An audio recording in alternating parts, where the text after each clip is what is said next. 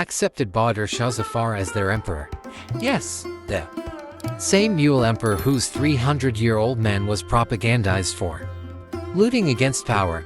The same mule. People are in a state of uncertainty and in unconscious fear. Something is going to go wrong. A disaster is coming. Yes, disaster, an apocalypse. A painful story of brutality that was to continue for another 90 years. As a result, the literacy rate of the subcontinent was reduced from 90% of the mule era to only 21%. A story of looting, after which the subcontinent, which was one of the richest regions in the world and accounted for 22% of the global economy, was to be one of the poorest regions in the world, accounting for only 3% of the global economy, and after which, with the looted money from India, Great Britain had to develop and bring industrial revolution and become a superpower and conquer the rest of the world. Finally, this unconscious state of fear of the Indians led them to the real cause of this fear. In 1857, the War of Independence broke out. The British called it the War of Rebellion, and to this day Wikipedia and most Western writers refer to it as the Indian Rebellion of 1857. Today is May 10, 1857. Gwalior, Lakshmibai, Nana Sahib Peshwa, Bajras Kadara, Aud, Babu Kamra Singh, Durg Narayan Singh's forces Bahadur Shah Zafar II. Bak Khan, Mirza, Mule, Nana Sahib, Begum Hazrat Mahal on the other side British Army Lord Canning, George Anson, Patrick Grant, John Nicholson, and India's traders are eager to clash with Bahadur Rana's army. This war is the result of oppression and exploitation of British power. Harsh and cruel land and agricultural laws, cruel taxes. War has broken out. The British media and the British government are playing up the murders of British women and children to garner public support. Delhi and Lucknow have been destroyed in this war. Muslims and Hindus have accepted Bahadur Shah Zafar as their emperor. Yes, the same mule emperor whose 300-year-old man was propagandized for looting against power. The same mule emperor became the ray of hope. India's western states and Delhi were conquered, but Kanpur in July 1857 and Delhi in late September were reconquered by the British with the help of Indian traders.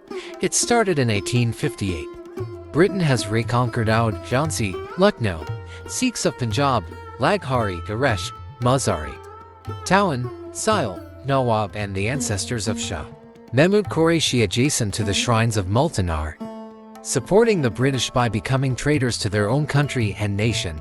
It is November 1858. The War of Independence has been overcome. Out of fear, Britain handed over the subcontinent directly to Queen Victoria. The British-controlled Indian Army is corrupt, and corrupt Christian preachers are active in converting Hindu and Muslim people across the country. The promotion of Indian soldiers and officers is missing. Preference is being given to European officers. During the war, British war, criminals are being pardoned on petty appeals while Indians are being hanged for the same crime. European army officers are getting 3 times more salary than Indian officers and soldiers. The market for persecution and brutality is hot. Indian soldiers of the army are untouchable in the eyes of the British officers. The army is a victim of British racism. Shooting and hanging soldiers for small mistakes has become a routine. This is the War of 1857, which the people of the subcontinent call the War of Independence. The British called it the War of Treachery and Rebellion, just as one would rebel against one's own country or father. But this rebellion is against the looter from outside.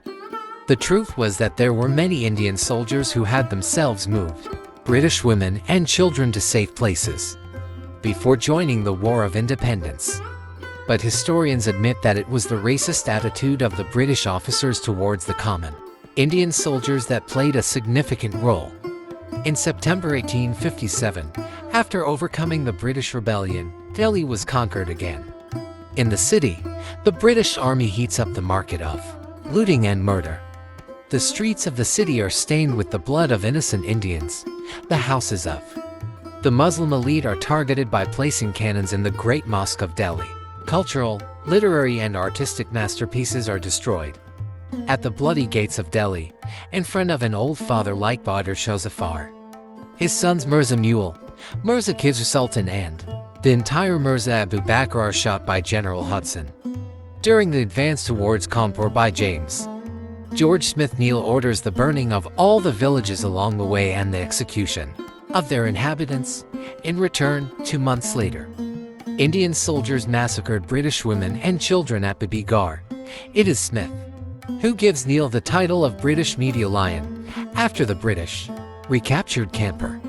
The mountains of persecution were unleashed and the Indian soldiers were forced to suck blood from the walls and floors. Later they are tied to cannons and dismembered. In Oudh alone, the British killed 150,000 Indians, out of which 100,000 were civilians. The British brutally massacred the population of Delhi, Allahabad, Kanpur, and Lucknow. General Neal alone kills thousands of Indians. Mountains of oppression are broken on the Muslim and Hindu population in Kanpur. Cows are force-fed to Hindus and pork to Muslims. A letter from the Bombay Telegraph, published in the British press itself, confirms that even the common people hiding in their houses after the conquest of Delhi were not spared. British Army loots Kaiser Bagh in Lucknow. A British officer, Edward Wabret, himself confirms that every soul was ordered to be shot, and that the scene was so painful that I would never want to see it again. Their husbands and children were blown up in front of the women. Even the elderly were not spared. Some British officers, such as Thomas Lowe, adopted a no-prisoners strategy, and prisoners were lined up and shot. On the other hand, the British media exaggerates the killings of the British forces and gets support for this massacre. Even people like Karl Marx himself denied that the narratives being presented of the rape of British women and girls were often false. According to Lord Canning's secret agency and police reports, there were no incidents of rape of British women and girls, but some women were definitely killed. After the war, the British themselves admit that the War of Independence was the result of the religious and economic restrictions and exploitation of the British government. The British killed more than 500,000 Indians in the war. After the victory of Delhi, Delhi was recaptured by the British forces for 4 consecutive days. The British Army becomes active in searching for hidden treasures in the city and looting them. Prisoners and suspects are cannonballed without any judicial process or time to clean up. Bahadur Shah Zafar's sons are killed, and their heads are presented to Bahadur Shah Zafar. In the next 90 years, £600 trillion and about $10 trillion of India's friends are looted and transferred to Britain. The Kohinoor diamond is looted and transferred to Britain. Newell and other ancient Indian artifacts are looted and adorned in the London Museum. Gold and silver, swords, artifacts, models, valuable gifts, precious stones are looted and transferred to Britain. This is an example, not just an example, but the worst example in human history, in which a business company takes over a huge country and destroys it. Since then, India remains poor and miserable. The War of Independence has stopped. The robbers from outside won. The subcontinent has lost. Today is a cold evening in November 1857. People are asleep. The birds have gone to their nests. Some seek asylum. Oh God, why is the night long? The elders are tired from sleeping, tired of changing curves. And why are these nightmares coming tonight? Babies are not just crying. The birds are starving. Or Lord, why is it not morning? Why did the sun forget to rise? Look, look, the sun is rising, but with a very faint light from the east, not from the west. Is this a sign of the West's rule over the East? The West has overtaken the East, but the sun has set again. It rose from the West and set in the West. The West has also gone. But, oh Lord, why is it dark again? When will this night turn into morning? The sun has risen from the West. The door of repentance is closed. The night was very long, long, long. How long? Night of endless darkness. I will die tonight. When will the morning be?